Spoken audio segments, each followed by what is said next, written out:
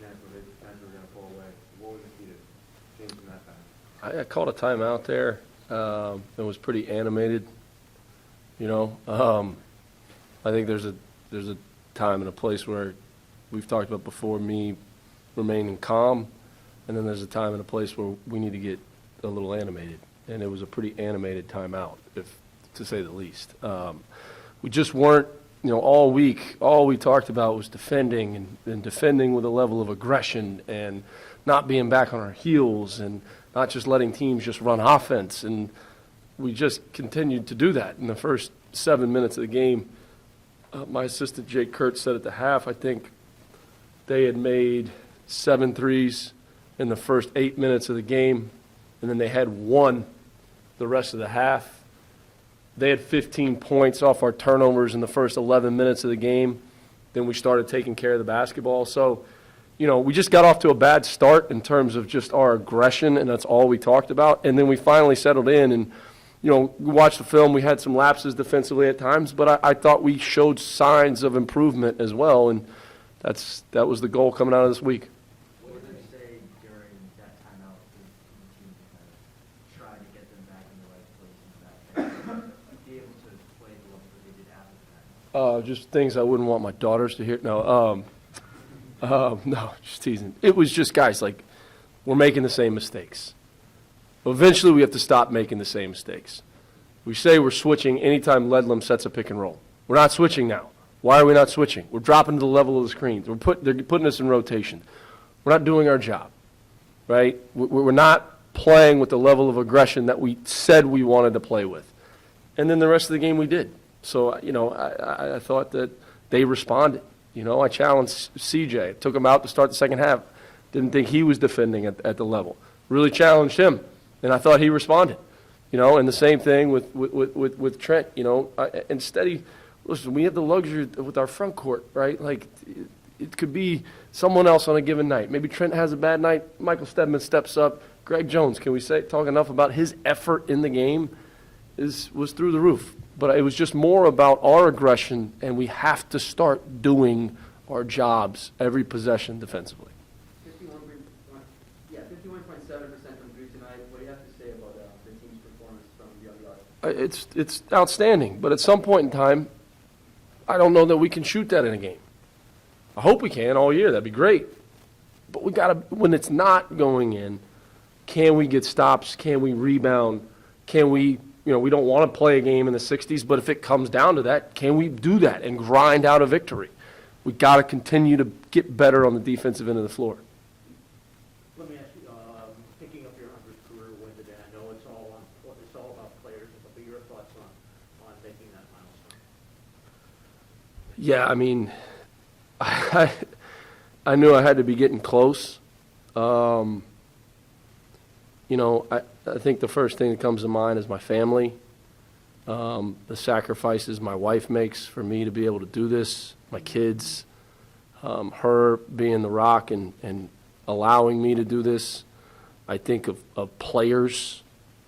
I think of Trey McClain, Justin Toyo, Greg Pryor, Eric Robertson, Casey Jones, Jonathan Burroughs-Cook, Duke Etheridge, Chuck Esther, Rodney Chapman. I think of those guys at Chattanooga. I think of coaches, you know, Reggie Witherspoon, Jesse Bopp, Pete Gash, Eddie Shannon. I think of those guys as well. I think of players here that I've been with over the last 5 years, you know, that have helped me too. Carl Pierre, Malik Hines, Lawan Pipkins, C.J. Anderson. You know, I think of those guys. Trey Mitchell. And then this team: Noah Fernandez, Rich Kelly, T.J. Weeks. You know, everybody in that locker room: Trent Buttrick, Michael Stedman, Colton Mitchell. I think about the players more than anything because, you know, they have been, you know, such a huge part of this. You know, Javon Garcia. You know, all of them, Preston Santos, you know, I think of all those guys, Greg Jones, you know, it's really been, they're the reason that I've been fortunate enough, you know, to have 100 wins. And, I think of our staff here. I think the connectedness that I have with Tyson Wheeler, Lucius Jordan, you know, and Jake Kurtz and Ricky Harris's energy. You know, Dom's been with me for my entire career here at UMass.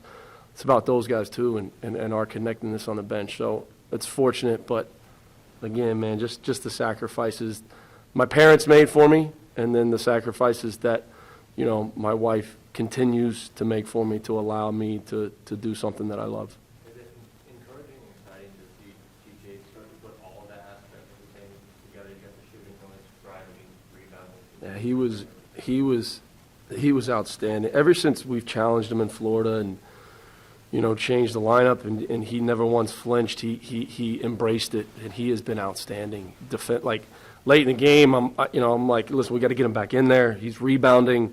We need him in there, and to see him find his stroke, it's awesome. I'm really, really proud of him.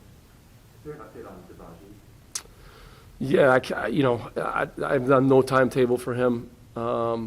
We're hopeful it's nothing that keeps him out for an extensive period of time, but we don't know right now. You rolled with the 6-man rotation for the most part today. What was the reasoning behind that? Just it was working, you know. Those guys logged a lot of minutes, but, you know, I thought that our front court, I thought Greg and Stedman in the game was outstanding, and obviously Trent did some things, especially down the stretch, to really help us. We rolled with those three guys, and then I think the three guards, or the four guards for the three spots in the backcourt, you know, it was working for us, and we stuck with it, and you know, we're going to need everybody moving forward, get a quick turnaround to play Northeastern, but it was working, and we stuck with it. What did you say about your team at halftime? You were out turnovers so badly, but they didn't seem to go away. And a lot of times when teams commit those kind of turnovers, the next thing you know, they're down by 20. Yeah, I thought we had some really bad ones. We had 10 in the first half. We ended with 17. I thought we were beating ourselves. I thought we were beating ourselves with our lack of intensity, and that's no knock on Harvard. They're a terrific team. Coach Amaker is an outstanding coach. But I thought we weren't aggressive defensively, and we were, you know, turning the ball over. Now, they turned teams over, but I just thought we were beating ourselves, and I thought in the second half we didn't do that. I don't know how much more you can say about Noah, but I imagine we get in a lot of trouble if we let you get out of here without checking in with you about him, because it seemed like he just did everything he did. I mean, he is, I'll say it again, bar none, one of the best guards in the league. You know, 24/7 and 9. You know, he runs our team. He keeps us calm down the stretch. He makes plays down the stretch. He's constantly talking and communicating. You know, I'm looking at him and Rich in the huddles, and you know, they're constantly talking to each other, everybody. I mean, he's one of the best guards in the A-10. You know, there's some good ones, but he's got to be up there. You talked about his being one of the best guards in the A-10, and you know, he's really turning on with the assists in the last couple of games.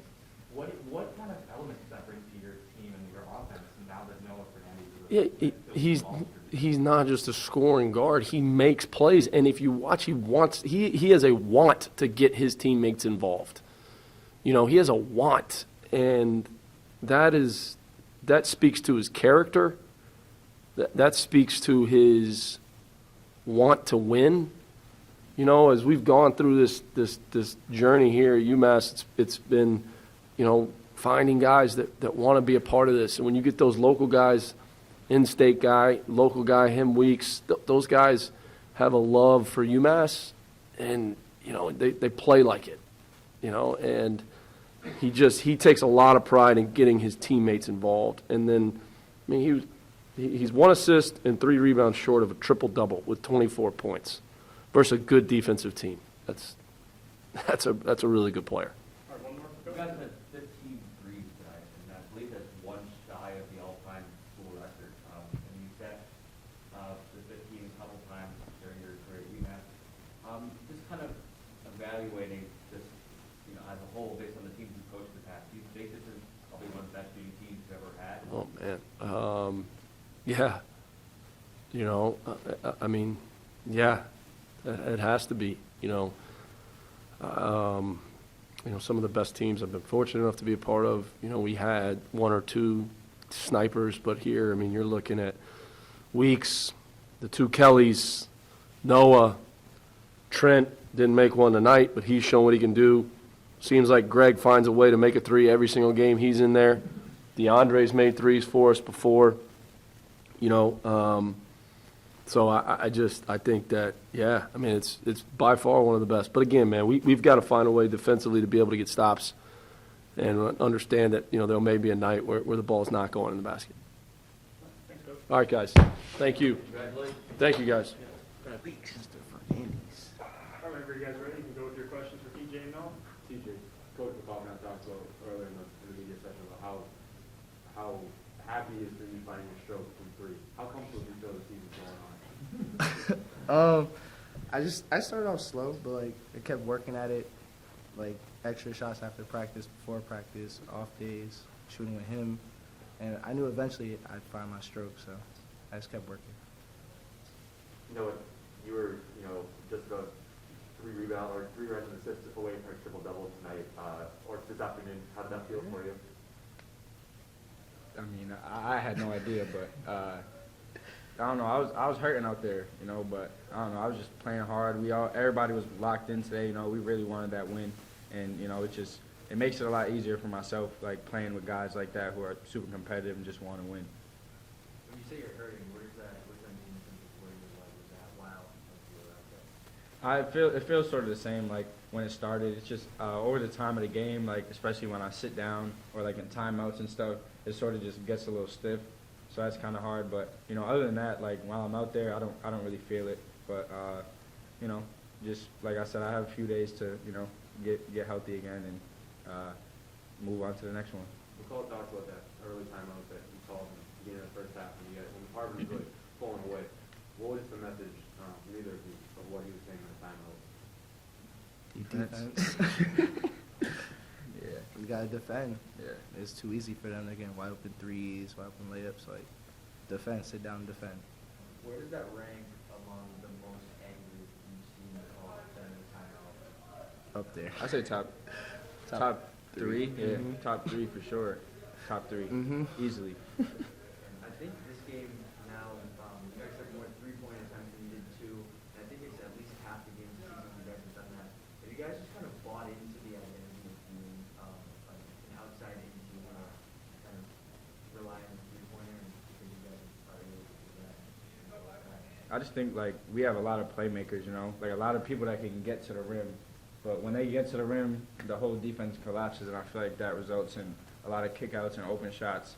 And like we have about 5 or 6 guys, 7 guys that can do that on our team. And so you got to stop one. You got to stop the layup with a three. And layup is a lot more high percentage shot than a three. So most teams just sink in. We find open guys, and we just stress, playing unselfishly and making the right play. At this point, you guys have fallen down early in a lot of these games and come back. Does that give you a sense of belief when you are down that there's always going to be a way back? Yeah, I think we have a belief that we can fight back, but we rather start off strong instead of falling behind. Because sometimes you never know, you might fall behind and it might be too late by the time it gets down to the game. So we want to start off strong. How do you do that? Because it seems like this has been the script so far. How do you guys flip that in and get off better starts? I don't know. It was kind of weird because like when we were before this preseason, like in our scrimmages and stuff, we started the game really good and our second halves were horrible. So I think we like emphasized like a little bit too much like coming out in the second half, and we sort of forgot about like keeping our foot on the gas from the jump. I think once we sort of stress that a little bit, talk about it, see it on film, I think it'll definitely be a change, coming in the next few games. TJ, the last time you guys played Harvard, it was kind of a blowout on the road. Was it nice to sort of get back at them today, having experienced both those games? Yeah, it felt kind of nice because my first year we got blown out. Like, it was crazy. It kind of felt like a home game, too, at Harvard. Oh, yeah. But I'm glad we got that back. TJ, Noah, you guys really kind of went through each other with going into that second half. What kind of coordination did you guys, go through to be able to, find each other going and make those three-pointers? I mean, I played with him in high school, so, I sort of like where he likes to catch the ball, where he's going to run in transition, his spots, stuff like that. So, you know, just playing with somebody over time and, like, seeing them every day at practice, you know, you sort of just build their tendencies, and, you know, and then I'm sure he does the same thing with me. Yeah. And, you know, it just makes things a lot easier when you're on the court. It's just a little bit of less thinking you have to do. And, you know, it's definitely something that happens over time. I don't think it happens like that, but I don't know. I think that sort of chemistry definitely has built, you know, over the past few years for sure. You talk about the emphasis that McCall put on defense in practice this week, and we talked earlier this week, and obviously with the slow start you guys got, and obviously Harvard got red hot right away. How were you guys able to kind of let the defense slip through the cracks at the beginning of the game before McCall called that time? I don't know, because, like, honestly, like, while you're out there and you're playing, like, we're not trying to not rebound the ball, or we're not trying to let the guy drive by us. So it's like, it's kind of weird because, you know, like, you're playing hard and it's like, it's just not going your way. And so, you just got to figure out a way to realize that what we're doing right now is not enough, and we have to do more. Even if you think you're doing a lot, you know, you've got to do more somehow. And I think, you know, we stressed that, and, you know, the last 7, they had 35 points with 8 minutes left in the first half and finished the first half at like 41 or 42. So, you know, right there, that was sort of us locking in and going in the locker room. We were like, how we finished that half, we got to start this half and finish the game. So. Rather, what have you seen from the adjustment of Stedman, you know, kind of inserting himself into the offense and kind of getting comfortable with the team so far? I mean, he's starting to get comfortable. Like, when he first came back, kind of rushed everything, you know what I'm saying? Now he's starting to feel the game out, like he did before he got hurt in practice. And jump shots, jump hooks. I want to see him dunk one time, but, you know, he's going to get there. I'm confident in him. You guys are now 5-0 at home, great start from home. How do you take this momentum and this great success, you know, putting up 85 plus points now, 4 straight games? How do you take that success and go on the road and do the same thing? It's going to be a dogfight on the Yeah, road. we had a state championship today. Got another one coming up. Sort of just got to bring that same mentality and want to win, you know, refuse to lose kind of. With the Exactly. teams of the past, I mean, obviously TJ, this is your third year. I know what you were here last year. But how much joy are you having with this team compared to the last few ones? Everybody's happy for everybody else's successes. You could feel it through the bench. If I hit a 3, everybody on the bench is up doing some crazy thing. Noah hits a step back, spin, step back, fade away. Everybody on the bench getting up, cheering. So, like, everybody's happy for each other. That's what I love about this team. In that vein, just both Rich and TJ, just pretty icy threes. Like, what that's what they were. Like, Tough. what did you think seeing those? Those are crazy. I don't know if you saw my face on the court, but I don't know. Those, you know what I'm saying? Like I said last time, we have so many guys, I don't think you understand, that can fill it up, like literally fill it up, 25 points, you know? And that's why I feel like teams like Harvard, it's hard to scout us because, you know, you can prepare for me, you can prepare for TJ, you can prepare for Rich, but what about, you know, Trent, Steady, CJ, Greg? You know what I'm saying? We got so many people where it's like, when we play so unselfish, it's like there's no really form of like scout for us. You know what I'm saying? And I think that works to our advantage tremendously. Matt, last one. Matt McCall said when he got his 100 win, he said he wanted to credit the players more than anything. What does it mean to play under him and help him get his 100th win? What has just that been experience? He's awesome. He's an awesome guy, awesome coach. You know, I love him personally. He's probably like my favorite coach I've ever had in my entire life. So I just appreciate him, you know, for giving us this opportunity to even put on this uniform. You know. Should have told us before the game we had 99. Yeah, no, I didn't know. Yeah, we would have. I didn't know until after it said 100. I was like, whoa. Appreciate y'all guys. Thank you. Yeah, have a good one, man. Thank you.